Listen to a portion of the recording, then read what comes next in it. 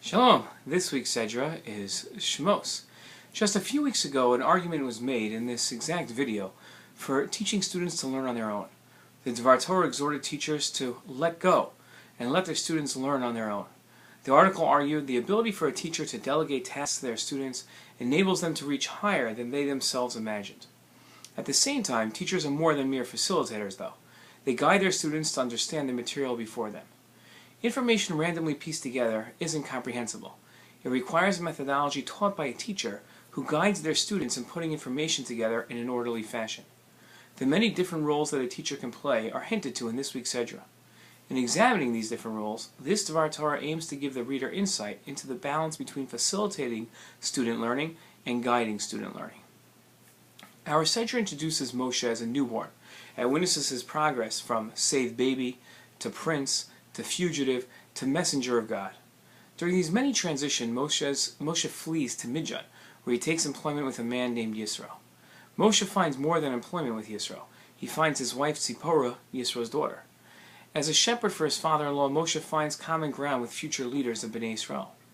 In its examination of Moshe's early years, the Medrash notes how both Moshe and King David were both shepherds before they became leaders. The Medrash notes that a shepherd is a perfect profession for a future leader of Bnei Israel.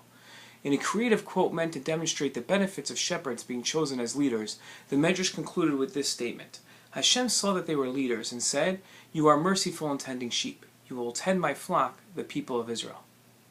In our Sedra, Hashem writes that Moshe was shepherding the flocks of Israel, and he led the flocks. In light of the Medrash's connection between Moshe's shepherding and his choice as a leader, the use of the words both shepherding and led in describing Moshe's responsibility towards his flock highlights two different approaches to one's charges, especially for a teacher and their students. Teachers have a responsibility to teach their students to learn on their own. At the same time, teachers must give their students the methodological tools necessary to analyze information they've read.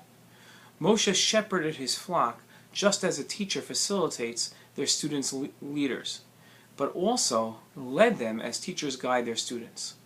Both are necessary when leading and when teaching. Hope that helps you understand this week's Sedra.